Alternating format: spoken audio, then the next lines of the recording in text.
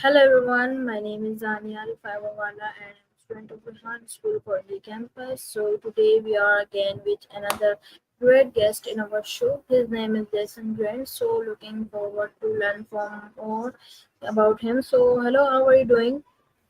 I'm doing great. How are you doing, Aniel? Yes, I'm doing awesome. So first of all, could you please understand you or introduce yourself to our audience? Yes, my name is Jason Grant, and I'm a fresh mind coach. I take people from their current life to their ideal life quickly, painlessly, and effortlessly.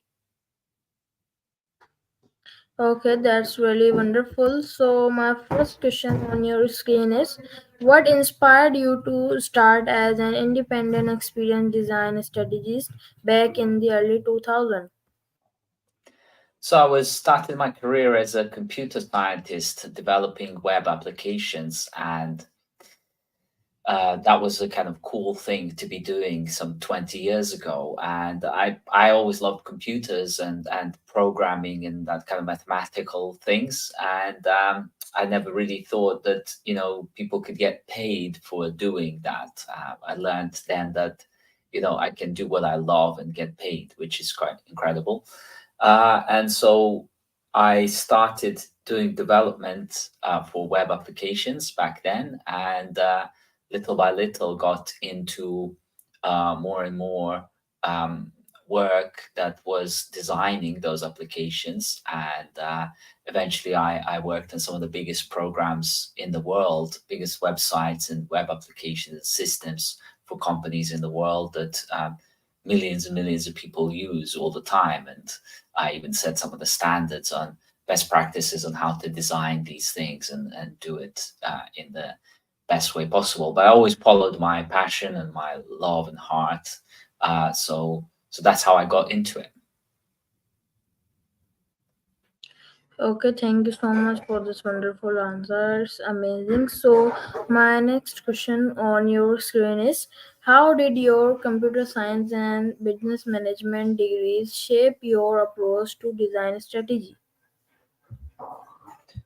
So computer science is really about application and knowledge of using computers and how to program them. Okay, it's very important. Science, some people say maybe it's not science, but it is kind of science in the sense that lots of things get measured and evaluated and tested all the time. And of course, nowadays we see computers are used for everything. You're holding one computer in your hand, probably, and we're speaking through another one. And without a mobile phone today, we just be completely lost. And then business management is another kind of science, but it's a lot more different because it's softer, because it deals more with people, and people are unpredictable. Try and say to your younger brother or sister, let's go and do this, and they just don't want to do it. They want to do something else. And adults are a bit like grown children, something like that. How has this shaped my design strategy and approach is really that all these things build out into corporations and big companies and so on that we now see, affecting our lives all the time. So these are integral parts of modern day business world. So more we know about this, the better it is to understand how things really work. Okay, thank you so much for answering my question. It's really amazing. So, my next question on your screen is what was your first big project as a design strategist and what did you learn from it? My biggest first project, like one of the biggest and the first, was working on a digital government program here in United Kingdom. And at the time when I got involved in this, and I got found by people who were looking for help in this space, I didn't really believe that government can be digital. This was, 16, 17 years ago. It's most things were done on paper and boring, slow processes. You had to phone up, talk to someone, and not understand what they're saying. It was really kind of time consuming. And I got involved in setting out the design strategy for what at the time was called direct.gov, and it's now called gov.uk, which is digital government in United Kingdom. And it became the standard for digital government service design, and not just in UK, but then lots of other governments have been copying and emulating that approach because it's been like the best approach to government services. So nowadays, like worldwide, people are copying and emulating stuff that we've done for UK government and putting it into other governments around the world.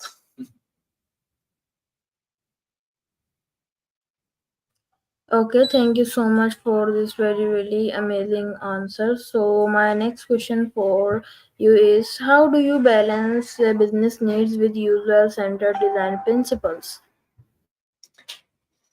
So this is the process by which you have to listen to what the business owners need and really kind of take notes on it.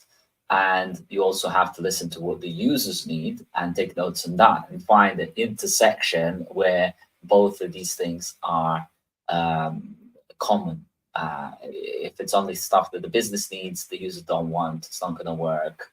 And the stuff that users want, but business is not willing to support, it's not going to work either. So that's the key.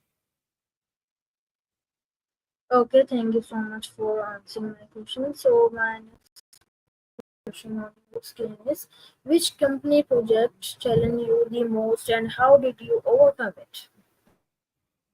Well, so at the beginning, I introduced myself as a fresh mind coach. You know, over the years, as I've been doing design work, I started realizing that the people that interact with the designs that I was making, objects, services, software, different types of products that I was making, I was realizing that the people who were interacting with these products also we're going through a change and design process. So actually, the biggest challenge for me was to design the Fresh Mind program and Fresh Mind framework because I had to design it at a point where I felt the worst in my life. I was going through clinical depression and I really wasn't motivated to do anything yet out of that space, mental space, and really sort of negative emotional state. I managed to design the Fresh Mind program and then coach, first of all, get myself through it successfully, um, and then coach dozens of different people over the last 7 years to go through that personal transformation too. And nowadays I post on my Fresh Mind YouTube channel at freshmind.life/y. Lots of insights from that process and the actual challenges that I've been going through to design that. Okay, thank you so much for answering my question. So, my next question on your screen is, how has user centered design evolved over the years and where do you see it going? So over the years, user-centered design has evolved to be dealing with more and more aspects of life that previously we were thinking of as untouchable. What do I mean by that? We're no longer designing products and services. We're now designing businesses, ecosystems, and more importantly, redesigning human minds. I'm still at a pioneering edge in this space because most people are still designing for those things that we can see, not designing for those things that we can't see, which is our thoughts, mind, configuration, psychology, and so on. And this is why it's so breakthrough for me to be talking about the Fresh Mind program because most people don't even think that you can redesign your own mind. Yet on my YouTube channel at freshmind.life/y, I talk about many, many different ways in which we can redesign our minds and apply design thinking to change who we are and how we think, and then change the way in which we interact with the objects around us. Okay, thank you so much for information again. So, my next question on your screen is, what excites you most about working with companies like Disney, eBay, and HSBC? So for me, working with big corporate brands that have big impact and reach and influence around the world, the exciting thing is to deal with the teams, big people, big teams of people, uh, um, and huge impact that these brands can have on the world and the reach that they have. Like I said earlier about work with the British government on the government services, that's used by millions of people in UK, but also then indirectly used by millions and millions, hundreds of millions of people worldwide as other governments has emulated these best practices. So there is an opportunity through big brands and big corporations to apply some of the fresh mind thinking uh, in a new way. And if anyone's wondering what is the Fresh Mind thinking, I strongly suggest that you subscribe to the Fresh Mind YouTube channel at freshmind.live/y, and there'll be lots of more insight in there about it. Okay, thank you so much for answering my question. So my next question on your screen is, what's the biggest misconception companies have about design thinking? Biggest misconceptions companies have about design thinking is that it should only be used for tangible products and services that we can see in the observable space. One of the things that I've been pioneering about is using design thinking for non tangible products and services and redesigning those things that we really value, like the way we feel, the way we think, the way we perceive things, the way we even sort of approach life and defining things like what is an ideal life and so on. And all these things are outlined in the Fresh Mind program and the framework. And lots of these things I talk about on my YouTube channel at freshmind.live/y. This is why it's really important that everyone who watches this subscribes there, because they'll get continuous insight into how design and design thinking is able to change the way they are for the better. And once we change for the better and transform as we are, we see everything around us transform for the better as well. Okay, thank you so much for answering my question. So my next question on your screen is, how do you tailor your coaching approach for clients across industries from startups to major corporations? So the way I tailor my coaching approach to clients across different industry startups and major corporations is by understanding the human into a much deeper level than anybody else understands them. I go across 18 different intelligences and 8 different levels of self awareness. And this gives me a unique and broad, holistic insight into what people are like, and then be able to tailor the coaching approach to what they really need from there on. Most of the time, actually, people that I deal with, they don't even know what they need or want to start off with, even though they think they do, they don't. So through the process, they actually find out, and it's quite kind of a aha moment for everyone. Okay, thank you so much for answering. So my next question on your screen is, could you share an example of a design company and what makes it successful? So typically, I would say that a great designed company example is something like Apple.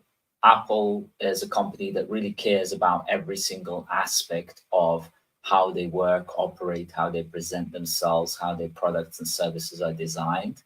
And they really pay meticulous, close attention to everything.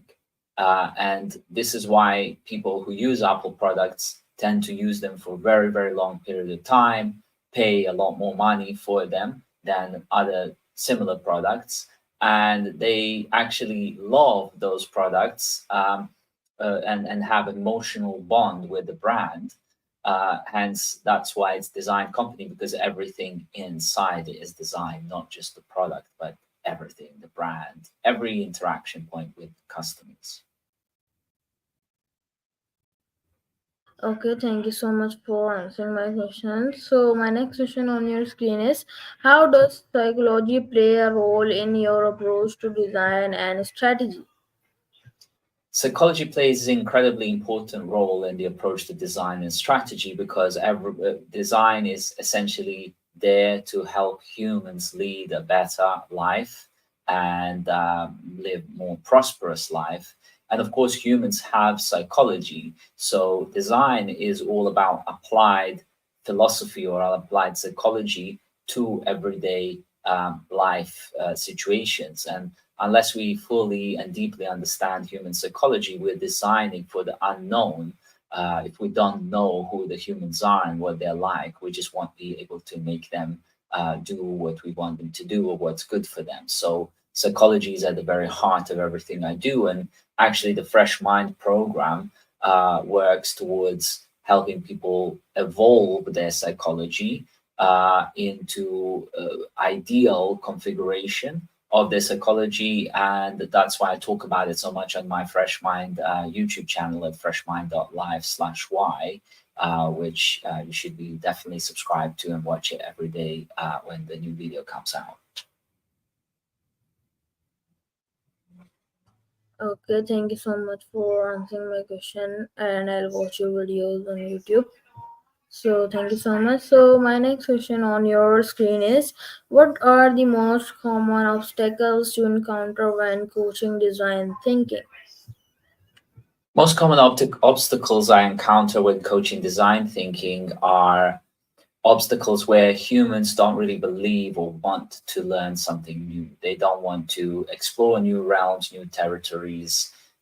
They think that they already know best, or they're really kind of committed too much to the current way that the things are. Sometimes people in work environments, they've already lost hope because so many things haven't changed. For many years, things haven't changed. And they've just lost hope. There's no point in trying, or they're just simply afraid of the unknown and they don't want to try new different things. And so the obstacles is to how to um, motivate and inspire people to try design thinking um, as an approach, and really and make them understand that our psychology is what drives us, our minds drive us on what to do. Hence, that's why I put so much effort into the Fresh Mind program, because it's the kind of root of everything. Unless we change ourselves, nothing else is going to change. So that's why I post so many videos on freshmind.live/y, and that's why everyone should watch them all the time, several times over. Okay, thank you so much for answering my question. So, my next question on your screen is, can you give us an example of a time when design thinking transformed a company's approach? An example when design thinking transformed companies' approach was even in the example that I gave earlier about the UK government, where a massive government that employs 6 million people, that was operating on paper, telephone calls, having to visit offices face to face for something stupid like applying for a passport or driving license, or even just kind of updating about change of address or something like that. This was all changed to being digital first and simple. Like, you can do it over the phone, you can do it from anywhere really around the world. You can log into the government, pay taxes, all this kind of stuff. So design thinking can enormously impact on companies. In more recent years, I've been working with bigger corporations like BP that are redesigning whole ecosystems in different areas of the world where they're doing their projects with clean energy.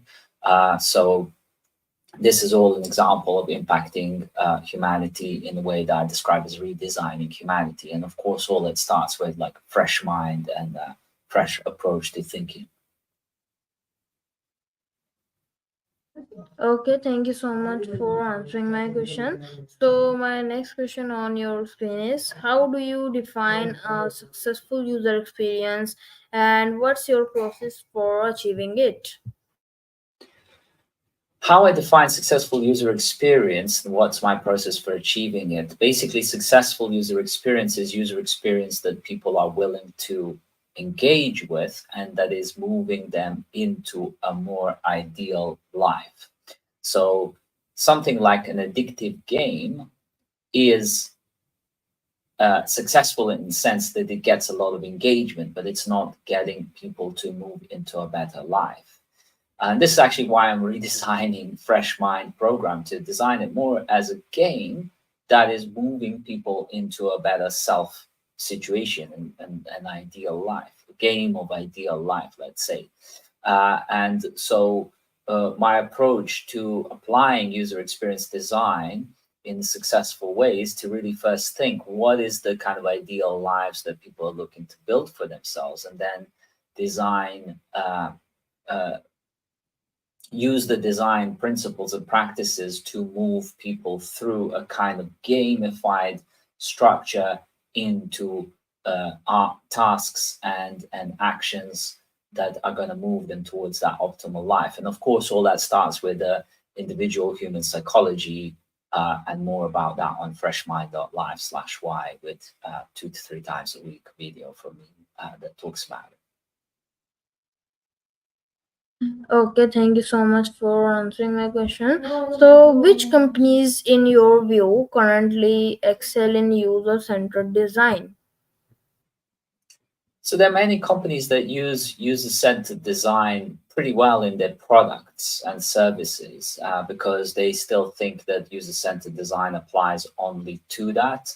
So even companies like Microsoft, um, Samsung, and so on, they create good products, but overall, the design thinking hasn't been applied to the company on the whole. So a lot of Microsoft or Google products, they don't really work well with each other. It's not really integrated. Whereas companies like Apple do a much better job of that. And these are complicated processes, so it's not easy to approach and understand. And partly it's because the leaders from companies like Microsoft and Samsung haven't done something like the Fresh Mind program in order to upgrade their thinking and realize the bigger picture as to how they could be playing the designed company game as opposed to designed product game. Okay, thank you so much for answering my question. So, my next question on your screen is, how does your strategy adapt when working with large corporations versus smaller startups? So the strategy of approaching large corporations versus smaller startups is to understand that there's lots more people in larger corporations that approve projects and have to be taken into account in order to make things move forward, and they can veto things, they can stop projects from happening. So it's a lot more um, um, it's something called stakeholder management. So you have to work with people, everyone that's involved in the project. Otherwise, the project can stop from moving forward. And also, if moving fast in larger corporations, that can be seen sometimes as not good because everyone likes to kind of just move slowly. Whereas in startups, you have to move a lot faster and look for like quicker ways to achieve results. Now, on both of these sides, if people are equipped more with the fresh mind kind of thinking, then they can do things more appropriately for that context. But in order to understand what fresh mind thinking is, they have to be subscribed to the Fresh Mind channel, YouTube channel at freshmind.live/y. Okay, thank you so much for answering my question. So, my next question for you is, what skills do you consider essential for a great experience designer today? The skills that considered essential for great experience designer today are skills of thinking. And a lot of people talk about, oh, you've got the design thinking, like that can be like spoon fed into someone, like a preset kind of thing. And this is not the case because all humans are uniquely equipped with their own skills and gifts and talents and abilities. But most humans don't realize this. And when they go through something like a Fresh Mind program, they actually clean up the thinking and the outdated mindset that's no longer serving them and that's stopping them from thinking outside of the box, as they would say in England. And once they do the Fresh Mind program, they clean up and they start developing new ways of thinking that leads them towards new innovations and better progress. But of course, to find out what that is, they need to be subscribed to the Fresh Mind YouTube channel at freshmind.life/why. Okay, thank you so much. So my last question will be, what advice you want to give our audience? Well, the first advice is subscribe to the YouTube channel. But away from subscribing to the YouTube channel, make sure you watch the videos and post comments as to what you learned from them, because there is an emergent little bit of game there in terms of I don't want you to just watch videos, okay? There's a little bit of like, you might laugh as to how many times I've asked people to subscribe to the YouTube channel, but it's not just about subscribing. You want you to watch the videos and think about how you can apply these little kind of wisdom nuggets to your life and post to me in the comments there as to how you've been able to redesign your own mind and your own thinking. And then, it will inspire me to post other types of videos that, you might have questions about that really change the way you think and then change the way you can actually succeed in life and either get a new job, start a company, grow your podcast, or, whatever you want to do, it all starts with your thinking. Okay, thank you so much for the wonderful advice. So everyone, this was our today's interview with this everyone. So thank you so much for watching. Hope you guys will learn something new from this and learn something unique. So Allah Hafiz.